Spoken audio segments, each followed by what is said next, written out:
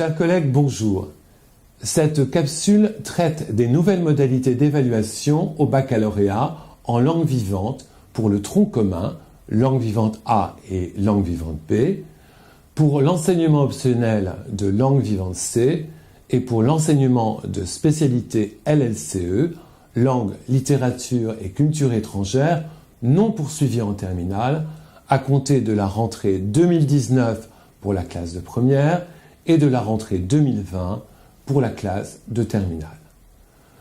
L'objectif est d'attirer votre attention sur les éléments saillants de ces nouvelles modalités d'évaluation. Plaçons d'abord les langues vivantes dans l'architecture évaluative globale du nouveau baccalauréat. S'agissant du baccalauréat général, les langues, LVA comme LVB, font partie du tronc commun qui est représenté à gauche de ce document. Ce tronc commun compte pour 40% de la note finale obtenue au bac.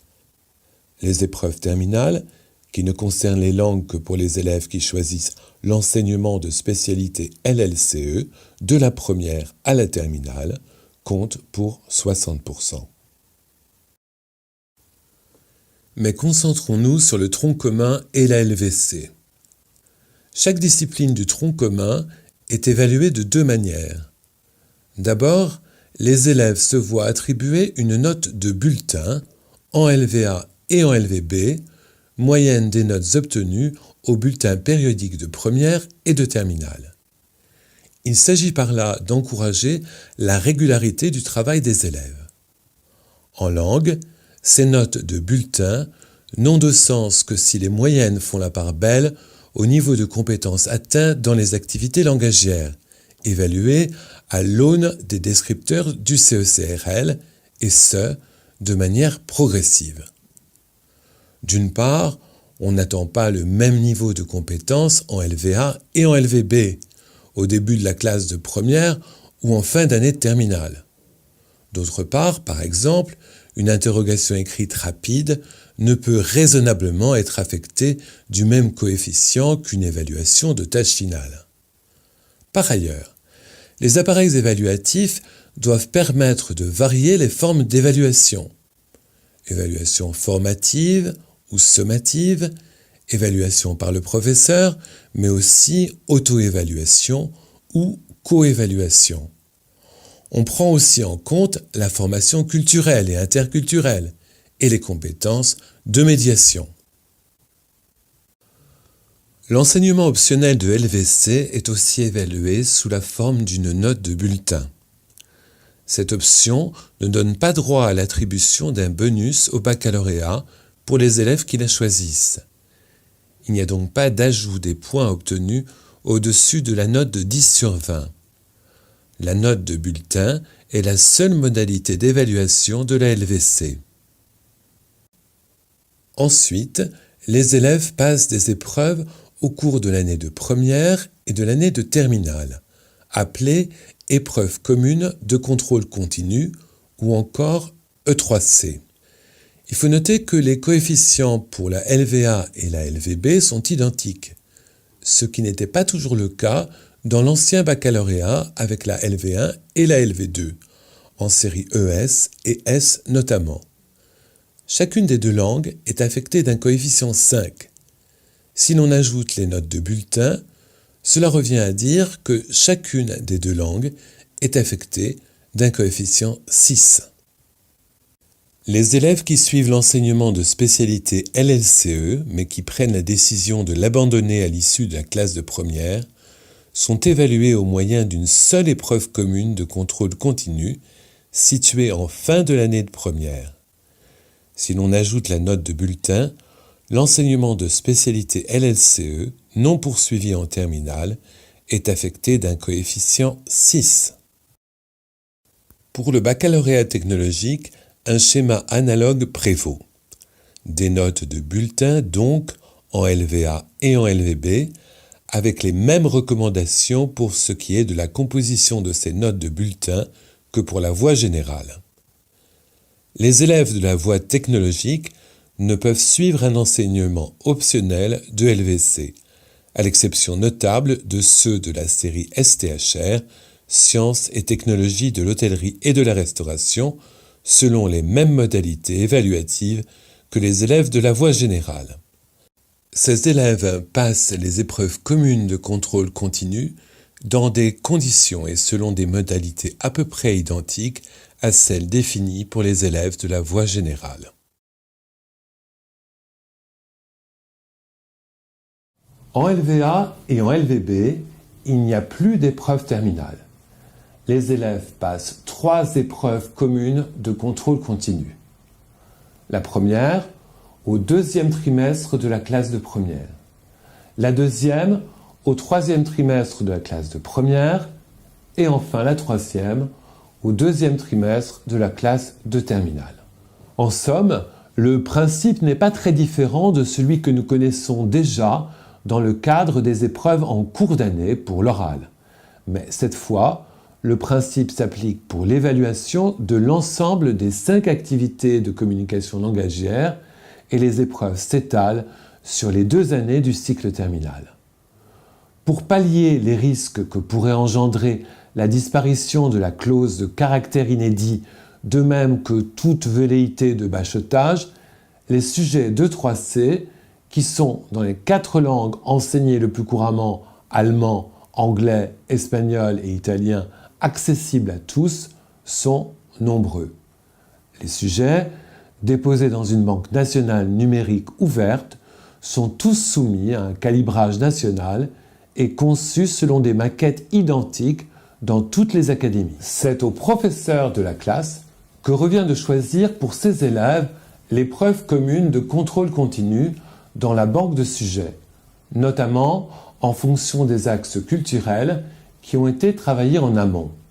Cependant, des groupes de professeurs d'un même établissement peuvent choisir un même sujet. Pour davantage de détails, les modalités d'organisation matérielle de ces épreuves sont décrites au bulletin officiel numéro 29 du 19 juillet 2018. Passons à présent au format des épreuves communes de contrôle continu en langue vivante étrangère et régionale, dont vous trouverez la circulaire de cadrage sur le site d'Eduscol en suivant le lien qui s'affiche à l'écran.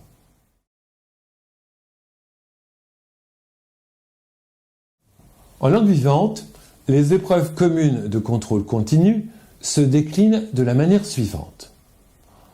Lors de la première épreuve, au 2e trimestre de la classe de première, les activités langagières évaluées sont la compréhension orale et l'expression écrite.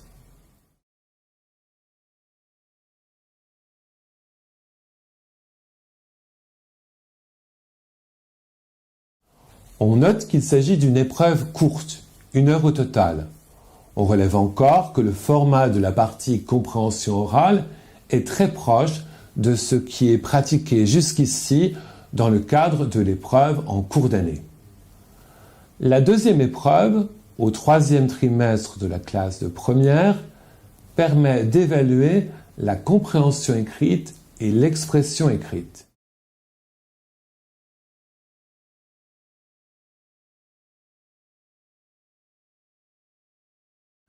Là encore, il faut souligner la relative brièveté de l'épreuve, 1h30.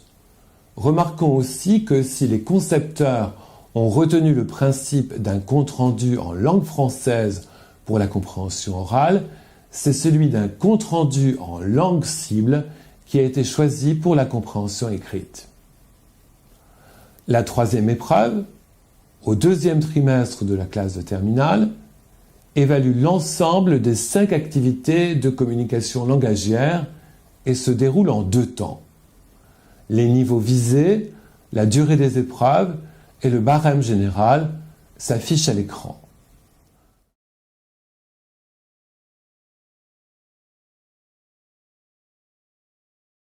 Pour respecter la progressivité des apprentissages au cours des 2 années du cycle terminal, relevons que les niveaux visés évoluent au gré des évaluations. En LVA, On vise B1 pour la première épreuve, B1, B2 pour la deuxième, B2 pour la troisième. En LVB, on vise A2-B1 pour la première et la deuxième épreuve et B1 pour la troisième.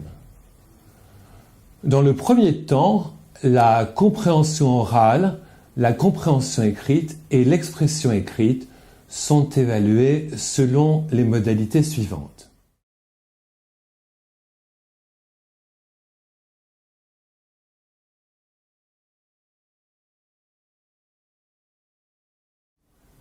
Nous attirons votre attention sur le fait que les élèves doivent lire l'intégralité du dossier de compréhension et d'expression écrite avant de se mettre au travail, car ces deux sous-épreuves sont liées.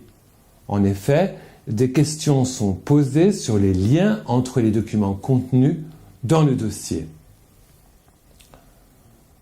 Dans le second temps, environ une semaine après le premier temps, ce sont l'expression orale en continu et l'expression orale en interaction qui sont évaluées à la suite, comme indiqué dans le tableau qui apparaît en incrustation.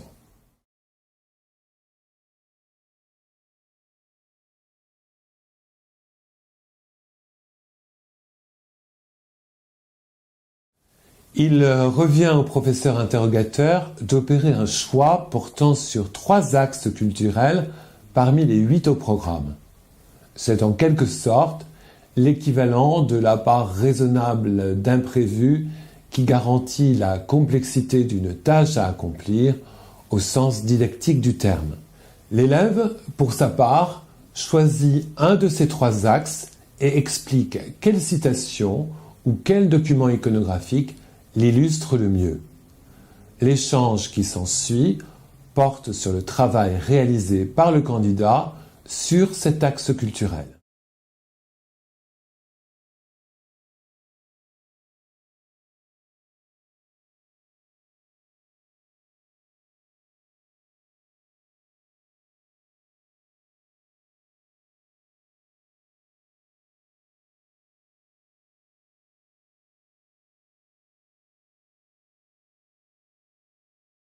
Les élèves de la classe de première suivent 3 enseignements de spécialité à raison de 4 heures hebdomadaires chacun. En terminale, ils n'en suivent plus que 2, sur la base de 6 heures par semaine chacun. Lorsque des élèves décident de ne pas poursuivre l'enseignement de LNCE en terminale, ils passent en fin d'année de première une seule épreuve commune de contrôle continu selon les modalités suivantes.